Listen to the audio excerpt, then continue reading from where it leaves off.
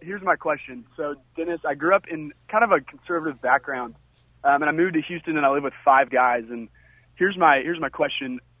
Since I've been living with these 5 guys, some of which are way more liberal than I've been, I've started reading more things like The Atlantic and The Economist and listening to NPR radio just to kind of formulate an opinion other than just my conservative background. Do you think it's wise to listen to those things as well as very, very wise, very, yes, like absolutely.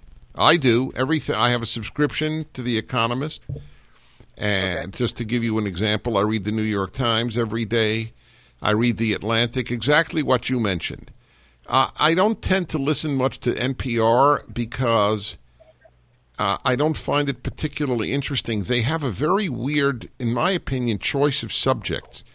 On days of very important issues in the world, they'll have a 10-minute report on basket weaving in Swaziland, and I'm just slightly exaggerating, but anyway, Right. Yes, Matt, the whole what you should make a deal though if you ever talk to your roommates.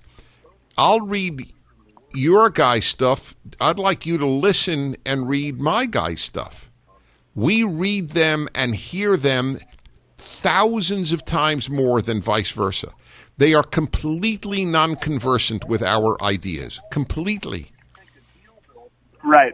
And I've had that exact conversation with many of them, and I said, hey, like simply read neutral stuff, in my opinion, and I'd love to discuss it. And, I mean, frankly, with ISIS, the Ferguson stuff going on, this last fall, we've had more to talk about in regards to news than we usually do.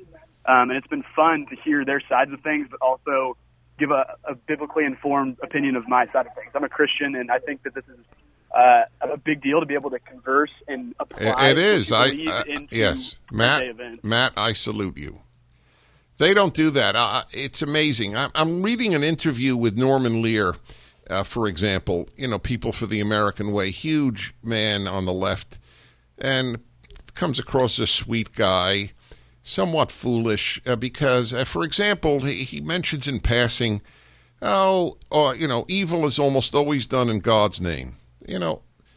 This is one of these leftist idiocies. It's an idiocy. It's based on sheer ignorance. It's pure ignorance. The bloodiest century in the history of humanity was all done by secular regimes, the Nazis and the communists. He doesn't know what the hell he's talking about. The left, I've found this all the time. I have debated some of the best in the world. They don't know any of our arguments.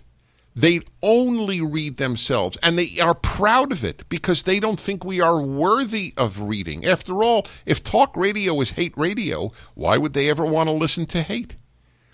If any dissenting view on climate change is anti-science, why would they want to waste their time on anti-science? If any dissenting view on feminism is anti-woman, on abortion is to take over women's bodies, why would they ever want to read that? Why would they ever want to read anything that's opposed to affirmative action? If it's racist, who wants to read racism? I have read professors who have said, of course we don't have conservatives here because we only believe in intellectual pursuits. By definition, a conservative can't be an intellectual. That's what they believe. They live in a hermetically sealed world. They know so little, it's pathetic. They have a mastery of a handful of facts. They don't know the other half of the facts. This religion is more people have been killed in the name of God than any other way. First of all, everybody in history believed in God. You might as well say more people have done good in the name of God than in any other way. Could they deny that? I'll bet you in their lives they have never confronted the question that I just posed. So on 2 grounds, it's a moronic statement. One, since everybody believed in God in the past, all good was done in the name of God, and most bad was done in the name of God. All right? So it's irrelevant. So now let's talk about the recent past, where there were both God people and anti-God people. Who did more damage to human beings? The anti-God people or the pro-God people in the last 100 years?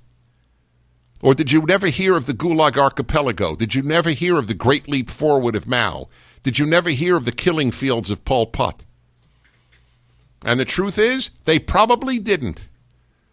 I wonder if the average Harvard junior knows what the Great Leap Forward was about, and that 60 to 80 million Chinese were killed by Mao in the Great Leap Forward. I'll bet they don't. But I'll bet they know their own version of Ferguson. And that's Harvard. So yeah, it's definite you should read them and listen to them. Because I'll tell you, give you a leg up. They don't read us or listen to us. And frankly, I don't blame them. It would be very discomforting.